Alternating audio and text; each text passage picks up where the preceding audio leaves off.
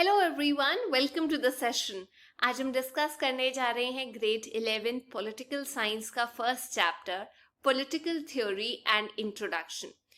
आगे बढ़ने से पहले मैं बताना चाहती हूँ कि असल में पॉलिटिकल थ्योरी का मतलब क्या है।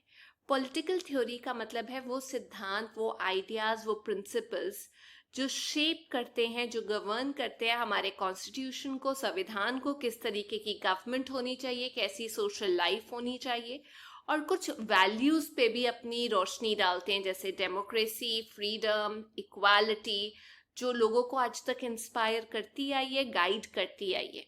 ये जो वर्ड्स हैं, जैसे फ्रीडम हो गया, डेमोक्रेसी हो गया, इक्वालिटी हो गया, इनका असल में आज की डेट में क्या मीनिंग है, क्या सिग्निफिकेंस है, और इनके ऊपर क्या लिमिटेशंस लगाई जानी चाहिए ताकि लाइफ सक्सेसफुल हो सके एक डेमोक्रेसी के अंदर, वो सब क्वेश्चंस के आंसर पॉलिटिकल थ्योरी में हम लोगों को मिलते हैं। तो चलिए चैप्टर स्टार्ट करते हैं। क्या आपको मालूम है कि जो ह्यूमन बीइंग्स हैं उनके पास दो यूनिक चीजें हैं। पहला ये कि उनके पास रीजन करने की क्षमता है, और दूसरा ये कि वो रिफ्लेक्ट कर सकते हैं अपने एक्शंस के ऊपर। अगर कोई भी काम करते हैं, सही है या गलत है, उसके ऊपर डिसाइड कर सकते हैं। और वो कैसे कम्युनिकेट करते हैं, लैंग्वेज का जरिया यूज करते हैं अपने आइडियाज, अपने एक्सप्रेशंस, अपनी फीलिंग्स, अपने थॉट्स को डिस्क्राइब करने के लिए कि क्या जरूरी है, क्या डिजायरेबल है, और क्या अच्छा है, क्या बुरा है। तो जो पॉलिटिकल थ्योरी है वो कुछ बेसिक सवालों के जवाब देती है कि सोसाइटी कैसी होनी चाहिए, गवर्नमेंट कैसी होनी चाहिए, गवर्नमेंट की ज़रूरत क्या है, हमारी जो फ्रीडम है उसके ऊपर कितनी लिमिटेशंस लगनी चाहिए, जो स्टेट है यानी कि कंट्री की क्या जिम्मेदारी है लोगों की तरफ, और लोगों की एक दूसरे के प्रति क्या जिम्मेदारी होती है। इसके अलावा जो पॉलिटिकल थ्योरी है वो कुछ बेसिक वैल्यूज पे भी आंसर देती है, जैसे फ्रीडम, इक्वालिटी, जस्टिस। इनका क्या मतलब है, ये एक दूसरे से कैसे रिलेटेड है, और इनकी जो डेफिनेशन है वो जो पास्ट में थिंकर्स ने दी थी, क्या वो आज के टाइम पे रेलेवेंट है या नहीं। क्या आज जिस तरीके से हम पार्टिसिपेट कर रहे हैं वैसा इन्वायरमेंट फ्रीडम से भरा है, क्या ऐसे इन्वायरमेंट के अंदर जस्टिस एग्जिस्ट करता है। जहां भी हम जाते हैं, स्कूल्स हो, शॉप्स हो, ट्रेन्स हो, गवर्नमेंट ऑफिसेस हो, क्या यहाँ असल में आजादी, जस्टिस, इक्वालिटी ऐसे वैल्यूज एग्जिस्ट करते हैं या नहीं करते, और कितने एग्जिस्ट करते हैं, और कितने मॉडिफाई करने की जरूरत है इनको। तो जो पॉलिटिकल थ्योरी है वो बेसिकली हमें पढ़नी इसलिए जरूरी है ताकि हम लोग जागरूक नागरिक बन सके, हम लोगों को ट्रेन किया जा सके ताकि हम पॉलिटिकल क्वेश्चंस को समझ सके, इवेंट्स में पार्टिसिपेट कर सके। वो चीज बहुत जरूरी है। तो चलिए स्टार्ट करते हैं। सबसे पहले वर्ड पॉलिटिक्स क्या है, इसका एक बहुत इंटरेस्टिंग जवाब देती हूँ। देखिए, आपने लोगों को अलग अलग स्टेटमेंट्स देते देखा होगा पॉलिटिक्स से रिलेटेड। कुछ लोग बोलते हैं कि जब इलेक्शंस होते हैं, फिर जब लोग पॉलिटिकल ऑफिस में आ जाते हैं और किसी तरीके की पब्लिक सर्विस, लोगों के लिए सर्विस देते हैं, वो पॉलिटिक्स होता है। कुछ लोग कहते हैं कि ये गेम है, गंदी गेम, जिसमें अपने इंटरेस्ट को सेटिस्फाई किया जाता है। कुछ लोग कहते हैं कि जैसा पॉलिटिशियंस चाहें वैसी गेम खेलें, वो भी पॉलिटिक्स है। कुछ लोग ये कहते हैं कि एक पार्टी को छोड़ के पावर में आने के लिए दूसरी पार्टी में जाना, झूठे प्रोमिसेस करना, क्लेम्स करना, लोगों को मैनिपुलेट करना, सिचुएशन से अपना फायदा उठाना, अपने मतलब के बारे में सोचना, ये सब जो है पॉलिटिक्स है। और पॉलिटिक्स का मतलब स्कैम, लोगों के साथ धोखा करना। कई बार आपने देखा होगा कई लोग अपना सेल्फिश इंटरेस्ट पूरा करने के लिए लोगों का बेवकूफ बनाते हैं, तो हम बोल देते हैं अरे ये तो पॉलिटिक्स खेल रहा है। जैसे आप कह सकते हैं क्रिकेटर टीम के अंदर कोई गेम खेल रहा है, आप बोलेंगे डर्टी पॉलिटिक्स यार, नॉट गुड। कोई आपका फ्रेंड जो है वो यूज कर रहा है आपके फादर की पोजीशन, फोन कर रहा है टीचर को, ये भी डर्टी पॉलिटिक्स हो गई। कोई अपने बॉस को खुश करने की कोशिश कर रहा है, तो हम सब लोग ऐसे बोल देते हैं कि अपने सेल्फिश इंटरेस्ट को आगे लेके जाने के लिए पॉलिटिक्स यूज की जा रही है, तो ये हो गई डर्टी पॉलिटिक्स। तो इस सब को देखे तो बहुत सारे लोग बोलते हैं अरे मैं तो पॉलिटिक्स में इंटरेस्टेड ही नहीं हूं, मैं तो इससे दूर रहना चाहती हूँ। ऑर्डिनरी सिटीजन यही चीजें बोलते हैं, पर क्या एक्चुअली सिर्फ ऑर्डिनरी सिटीजन ये चीज बोलते हैं? बिजनेसमैन, एंटरप्रेन्योर, सब लोग पॉलिटिक्स को ब्लेम करते हैं। उनको ये लगता है कि पॉलिटिकल पार्टीज जो है वो अपना फायदा उठाती हैं। कई बार फिल्म स्टार्स भी बोलते हैं कि हम पॉलिटिक्स में इन्वॉल्व नहीं होना चाहते, लेकिन अगर उनको मेंबर चुन लिया जाए तो वो एडजस्ट कर लेते हैं, अडेप्ट कर लेते हैं अपने आप को इस गेम के अंदर। तो हम एक्चुअली पॉलिटिक्स की क्या इमेज है उसके बारे में बात कर चुके हैं। तो क्या पॉलिटिक्स जरूरी नहीं है, उसमें पार्टिसिपेट करना जरूरी नहीं है, या पॉलिटिक्स में पार्ट लेना जरूरी है ताकि वर्ल्ड को एक बेटर प्लेस बनाया जा सके रहने के लिए, लोगों के लिए, आने वाली जनरेशन के लिए? दुख की बात यह है कि आज तक पॉलिटिक्स को एसोसिएट किया गया है उस टर्म के साथ जिसमें कोई अपना सेल्फिश मोटिव पूरा करता है। वही हम बोलते हैं, दिमाग में वही चीज आती है ना कि ये तो जी अपना सेल्फिश मोटिव पूरा करने के लिए पॉलिटिक्स में घुस रहा है। लेकिन क्या आपको मालूम है, पॉलिटिक्स सोसाइटी का, हमारी जिंदगी का एक बहुत इंपॉर्टेंट हिस्सा है। गांधी जी ने एक बार ऐसे बोला था कि पॉलिटिक्स ने हम लोगों को ऐसे पकड़ा हुआ है, जकड़ा हुआ है, जैसे आप मान लीजिए सांप ने हम लोगों को जकड़ा होता है कॉइल्स बना के, और इससे बाहर निकलने का तरीका यही है कि हम इससे जूझे, हम इससे लड़े और फिर बाहर निकले। कोई भी society, political organisation collective decision making के बिना एग्जिस्ट ही नहीं कर सकती। लोगों की भलाई के लिए डिसीजन तो लेना पड़ता है ना। और अगर कोई सोसाइटी चाहती है कि उसकी जरूरतें पूरी की जा सके तो लोगों को पार्टिसिपेट करना पड़ेगा। छोटे छोटे सोसाइटी में इंस्टीट्यूशंस है, ये नहीं कि जो सरकार ने बिल्डिंग्स बनाई है सिर्फ वो इंस्टीट्यूशन, आपकी फैमिली, आपकी ट्राइब, आपकी इकोनॉमिक सिचुएशन, आपकी कितनी जरूरतें पूरी हो पा रही है, नहीं हो पा रही है, ये सब एक जरिया है पॉलिटिक्स में पार्टिसिपेट करने का। कुछ ऐसे चीजें हैं जिसकी वजह से हम लोगों को पार्टिसिपेट करना ही पड़ता है मजबूरन। तो हम ये कहेंगे क्योंकि गवर्नमेंट हमारी जिंदगी के हर पार्ट को प्रभावित करती है, तो पॉलिटिक्स से तो हम लोग दूर रह ही नहीं सकते। सरकार कैसे बनती है, कैसे काम करती है, ये भी तो पॉलिटिक्स का एक हिस्सा ही है। बट पॉलिटिक्स सिर्फ और सिर्फ सरकार से रिलेटेड नहीं है कि सरकार के अफेयर्स क्या हैं, वो क्या काम कर रहे हैं। जो सरकार है हमारी लाइफ को अफेक्ट कर रही है अलग अलग तरीके से। जैसे मैं आपको एक एग्जांपल देती हूँ, सरकार इकोनॉमिक पॉलिसी बनाती है हमारी कंट्री की, हमारी कंट्री के फॉरेन रिलेशंस कैसे होंगे उससे रिलेटेड एक फॉरेन पॉलिसी बनाई जाती है, एजुकेशन की पॉलिसी बनाई जाती है।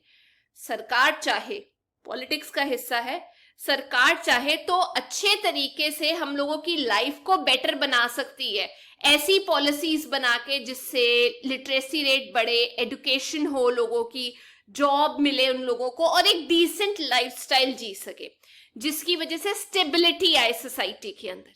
लेकिन यही सरकार जो पॉलिटिक्स का एक हिस्सा है, अगर चाहे तो इनएफिशिएंट हो जाए, करप्ट सरकार हो जाए, हम लोगों की जिंदगी डेंजर में नहीं आएगी।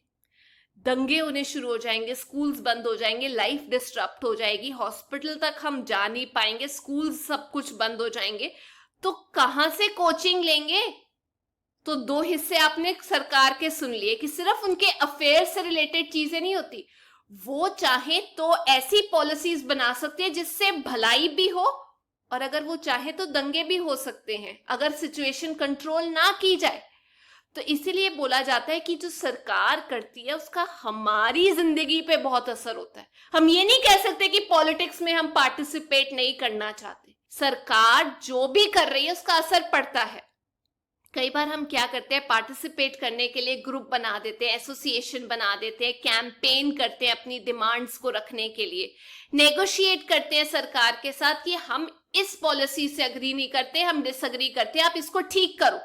हम सड़कों पे डिमॉन्स्ट्रेट करते हैं, तोड़फोड़ करना जरूरी नहीं है, बट हाँ अगर हमें लगता है कि कहीं पे करप्शन हो रही है, कहीं पे कुछ गलत हो रहा है, तो उसके लिए हम आवाज उठा सकते हैं। एक पर्टिकुलर ग्रुप जो है अपने लिए रिजर्वेशन मांग सकता है। क्या पॉलिटिकल पार्टीज, क्या लीडर्स ठीक काम कर रहे हैं उसके लिए भी हम आवाज उठा सकते हैं।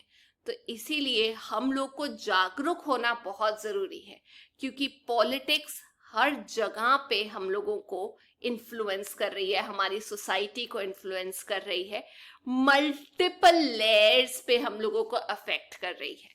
तो एक लेवल पे तो हम ये कह सकते हैं कि सरकार क्या कर रही है, लोगों के लिए कैसे भलाई कर रही है, और दूसरे लेवल पे हम ये कह सकते हैं कि लोग किस तरीके से उस पर रिस्पॉन्ड कर रहे हैं, स्ट्रगल कर रहे हैं, इन्फ्लुएंस हो रहे हैं उस डिसीजन मेकिंग से। अगर लोग इंगेज करेंगे पॉलिटिकल एक्टिविटी में, नेगोशिएट करेंगे, एक्टिवली पार्टिसिपेट करेंगे, तो डेफिनेटली सोशल डेवलपमेंट होगी, प्रॉब्लम्स का रेजोल्यूशन निकलेगा, सोल्यूशन निकलेगा।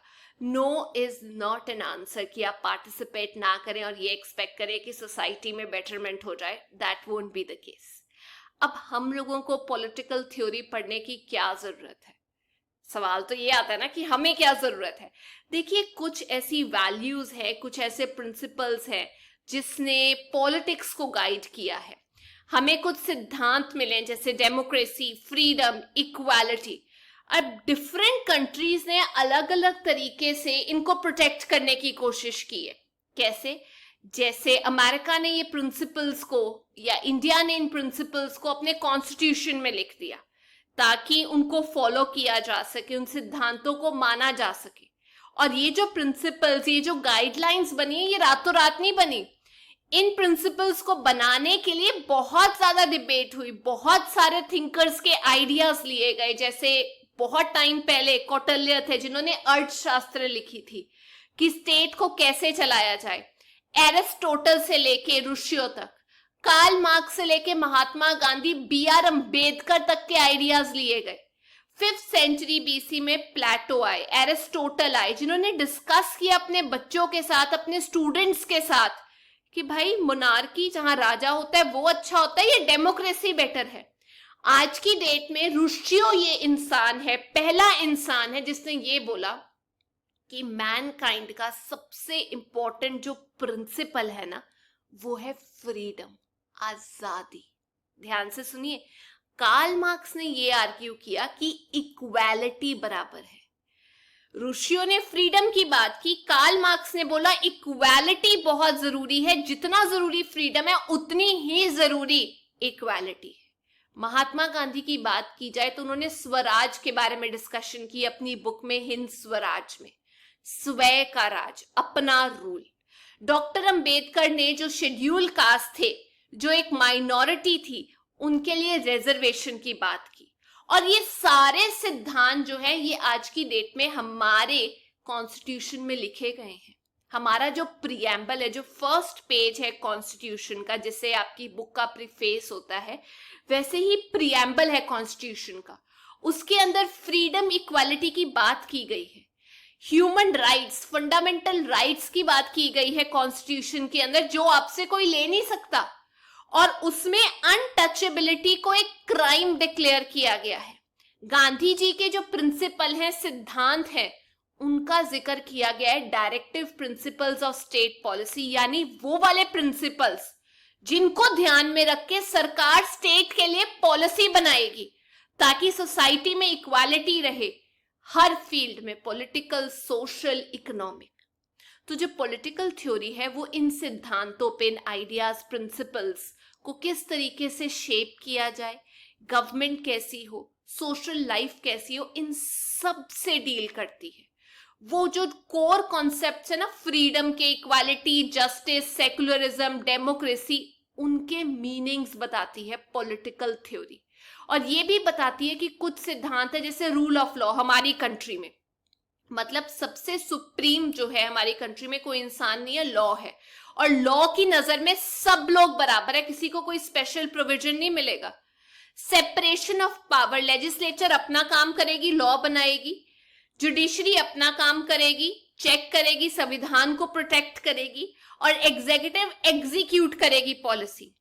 फिर जुडिशियल रिव्यू के बारे में बात होती है। जुडिशियल रिव्यू मतलब ऐसा कोई कानून बन गया जो लोगों के राइट्स को स्नैच कर रहा है, तो उसके लिए जुडिशरी इंटरवीन कर सकती है, चेक कर सकती है, रिव्यू दे सकती है कि ये संविधान के प्रिंसिपल्स के अगेंस्ट है, इसको हटाया जाए, ये लोगों के हित में नहीं है। तो ये जो आर्ग्यूमेंट्स हैं कि क्या चीज सही है, क्या गलत है, ये अलग अलग टाइम पे अलग अलग थिंकर्स ने आइडियाज दिए। ऋषियों, मार्क्स, गांधी जी जो पॉलिटिशियंस नहीं थे, पर इनके आइडियाज आज तक हमारी लाइफ में इन्फ्लुएंस कर रहे हैं। आज की डेट में भी कुछ थिंकर्स हैं जो प्रोटेक्ट करते हैं फ्रीडम को, डेमोक्रेसी को। तो ये सारे प्रिंसिपल्स को एग्जामिन करके हम आज की डेट में जो हमारे सिद्धांत हैं उनको कैसे मोल्ड करना है, शेप करना है, जो ट्रेंड चल रहे हैं, आने वाली पॉसिबिलिटीज को देख के क्या कानून बनाए जाए, उस सब से डील करता है। तो हम ये कह सकते हैं ये सब चीजें हमारी आज की डेट में बहुत रेलेवेंट है, इनको अचीव करना बहुत जरूरी है। फिर आप सोचोगे अरे इंडिया तो ऑलरेडी एक फ्री इंडिपेंडेंट कंट्री है, यहाँ फ्रीडम भी है, इक्वालिटी भी है, तो आज की डेट में हम क्यों पढ़ रहे हैं? हम इसलिए पढ़ रहे हैं क्योंकि जो इश्यूज है फ्रीडम को लेके, इक्वालिटी को लेके, डेमोक्रेसी को लेके, वो हर स्फीयर में पढ़ना जरूरी है, सोशल लाइफ में पढ़ना जरूरी है। जैसे एग्जाम्पल मैं आप लोगों को देती हूँ, इक्वालिटी सिर्फ पॉलिटिकल स्फेयर में नहीं होती कि सबको राइट टू वोट दे दिया और बात खत्म। अरे इक्वालिटी आज की डेट में आपको इकोनॉमिक स्फेयर में भी तो चाहिए, पैसे में भी तो सबकी बराबरी होनी चाहिए, सोशल स्फेयर में भी तो आपको इक्वालिटी की जरूरत है कि छूत अछूत जो चल रही है वो बंद की जाए, सबको इकट्ठा एक समान रिस्पेक्ट की जाए, जो कास्ट सिस्टम है, जो गरीबी है उसको हटाया जाए, जो प्रिविलेज्ड हैं और जो डिप्राइव्ड है उनको समान प्लेटफॉर्म पे लेकर आया जाए। ये सब गोल्स तभी अचीव हो सकते हैं जब हम इन चीजों को ध्यान से पढ़ेंगे, एक अवेयर नागरिक बनेंगे। बहुत जरूरी है कि हम लोग जहां पर जाते हैं स्कूल्स में, फ्यूचर में अपने आप को कहीं प्लेस करने के लिए, वहां पर फ्रीडम हो, वहां जस्टिस प्रिवेल करे, वहां ये जो सारे गोल्स हैं इनको सेट किया जाए। दूसरी चीज, अगर मैं एग्जाम्पल दूं फ्रीडम का, आप बोलेंगे फ्रीडम भी तो है, कॉन्स्टिट्यूशन में दिया हुआ है फ्रीडम के बारे में, पर फ्रीडम का अलग अलग टाइम पे अलग अलग मतलब होता है गाइस। जैसे मैं आपको एक एग्जाम्पल देती हूँ, जब हम गेम खेल रहे हैं चेस की, क्रिकेट की, तो उसके अपने रूल्स हैं। आप चाहेंगे कि हमारे संविधान में जो फ्रीडम दी जा रही है वो सबको बराबर दी जाए, लेकिन लाइफ में टाइम टू टाइम फ्रीडम का मतलब चेंज होता है। लड़के के लिए अलग फ्रीडम का मतलब हो सकता है, लड़की के लिए फ्रीडम का मतलब अलग है। अब जो फ्रीडम पहले के टाइम में थी आज के टाइम में वही फ्रीडम तो नहीं है ना। हमारे कॉन्स्टिट्यूशन में एक राइट है, right to life, fundamental right है, बट उसको टाइम टू टाइम चेंज किया हम लोगों ने, आज के हिसाब से उसकी रेलेवेंस चेंज की है कि इसका मतलब है राइट टू लाइवलीहुड, कि अगर कोई काम कर रहा है तो आप उसे मना नहीं कर सकते कि तू ये काम नहीं कर सकता, ये उसका राइट है, गारंटेड लॉ है। तो सोसाइटी में टाइम टू टाइम चेंजेस आए, जिसकी वजह से जो फंडामेंटल राइट्स भी हैं उनको भी अमेंड करने की, चेंज करने की जरूरत पड़ी, उनको एक्सपैंड करने की जरूरत पड़ी, क्योंकि फ्रीडम का मतलब वो ही सेम नहीं रहेगा हमेशा, उसमें चेंजेस आएंगी। तो इसीलिए नई प्रॉब्लम्स को एड्रेस करने के लिए जुडिशरी ने इंटरवीन किया टाइम टू टाइम, हमारे कॉन्स्टिट्यूशन को बचाया। तीसरी चीज, हमारा जैसे जैसे वर्ल्ड चेंज हो रहा है, फ्रीडम के भी नए नए डायमेंशंस आ रही हैं। जैसे ग्लोबल कम्युनिकेशन होने की वजह से नेटवर्क एस्टैब्लिश हुआ, बट आज की डेट में हम ये भी तो चाहते हैं कि किसी का कल्चर, खासतौर पे ट्राइबल लोगों का जो कल्चर है, जो फॉरेस्ट एरिया है, उनके जो राइट्स हैं वो अफेक्ट ना हो। आज की डेट में अगर ग्लोबल कम्युनिकेशन प्रमोट हुई है, जिसकी वजह से एक जगह से दूसरी जगह एक्सेसिबिलिटी हो गई है, साथ साथ में क्राइम भी तो इंक्रीज हुआ है। तो ये क्राइम को रोकना भी तो एक हक है ना हम लोगों का, इसको रोका जाए। जो नेटिजन्स होते हैं, मतलब सिटीजन्स जो इंटरनेट के होते हैं, उनको गवर्नमेंट का कंट्रोल बिल्कुल नहीं पसंद होता कि उनके ऊपर कोई इंटरवीन करे, चेक करे, कोई रूल दे, उनको रेगुलेट करे। पर कई बार हमें ऐसे मेल्स आ जाते हैं जिसकी जरूरत नहीं होती, हमारी ऐसी चीजों के ऊपर इंटरवीन किया जाता है जो एक सिक्योरिटी थ्रेट बन जाता है। क्या सरकार को राइट है फ्रीडम के तहत कि वो हमारी प्राइवेट इंफॉर्मेशन पढ़े? क्या ये जस्टिफाइड है कि गवर्नमेंट ही पढ़े, इंटरनेट पे कंट्रोल करे, या किसी प्राइवेट ऑर्गेनाइजेशन को ये राइट दे देना चाहिए? तो ये सारे क्वेश्चंस का आंसर देना बहुत जरूरी है, और इसके लिए पॉलिटिकल थ्योरी को पढ़ना बहुत जरूरी है। तो अभी तक जितना पढ़ा है और जो इम्पोर्टेंट क्वेश्चंस पूछे जाते हैं मैं आपको उसके बारे में गाइड करना चाहती हूँ। सबसे पहले कार्ल मार्क्स के बारे में डिस्कस कर लेते हैं। कार्ल मार्क्स ये कहते हैं कि जो बुर्जुआ सोसाइटी है वो लोगों को एक्सप्लॉइट कर रही है और जो अमीर हैं वो और अमीर होते जा रहे हैं, गरीब और गरीब होते जा रहे हैं। गांधी जी के जो आइडियाज हैं वो है नॉन वायलेंस या सिविल रेजिस्टेंस पे बेस्ड। वो 2 पिलर्स पे आधारित थे, ट्रुथ और नॉन वायलेंस। अब एक बार रिवाइज कर लेते हैं कि क्या इंपॉर्टेंस है, ये क्या रेलेवेंस है पॉलिटिकल थ्योरी का इंडिया में। सबसे पहली बात, इंडिया एक फ्री और इंडिपेंडेंट कंट्री है, लेकिन फ्रीडम, इक्वालिटी के इश्यूज जो हैं वो अलग अलग टाइम पे आते ही रहते हैं। जैसे सबसे पहला पॉइंट ये है फ्रीडम, इक्वालिटी, डेमोक्रेसी, वो हर स्फीयर में देखना जरूरी है। सोशल लाइफ के अंदर, अलग अलग सेक्टर्स के अंदर इक्वालिटी हो सकता है एग्जिस्ट कर रही है, पॉलिटिकल स्फीयर के अंदर इक्वल राइट्स दिए जा रहे हैं, बट हो सकता है वो एग्जिस्ट नहीं कर रही सोशल और इकोनॉमिक स्फीयर के अंदर। दूसरा, जो फ्रीडम गारंटीड है हमारे कॉन्स्टिट्यूशन के अंदर, वो एक टाइम पे गारंटी की गई थी, लेकिन आज के टाइम पे उसका जो मीनिंग है वो एक्सपैंड हो रहा है। अगर आप बात करें राइट टू इंफॉर्मेशन की, वो भी एक नया कानून है जो आज की डेट में हम लोगों को दिया गया है। जो फंडामेंटल राइट्स हैं उनको अमेंड किया जा रहा है, उनको एक्सपैंड किया जा रहा है टाइम टू टाइम, ताकि नई प्रॉब्लम्स जो आ रही है उनको एड्रेस किया जाए। इंटरनेट पे टेररिस्ट एक्टिविटीज, बुलिंग चल रही है, उसको कंट्रोल करना जरूरी है। तीसरा, जैसे जैसे वर्ल्ड चेंज हो रहा है हम डिस्कवर कर रहे हैं फ्रीडम की नई डायमेंशंस, और साथ के साथ फ्रीडम को थ्रेट क्या क्या है। तो जो ग्लोबल इंफॉर्मेशन टेक्नोलॉजी है उसकी वजह से एक्टिविस्ट जो हैं वो बहुत ज़्यादा इंपॉर्टेंट रोल प्ले कर रहे हैं नेटवर्क इस्टेब्लिश करने में। बट साथ के साथ ये भी ज़रूरी है कि जो टेररिस्ट और क्रिमिनल हैं जो अपना नेटवर्क बना रहे हैं उनकी फ्रीडम को कर्टेल किया जाए इंटरनेट पे। तो ये थी आज की क्लास। अब हम पार्ट 2 में और डिस्कस करेंगे, बट अगर आपको ये वीडियो अच्छा लगा तो please make sure you like, share and subscribe. Till then, take care. Bye bye.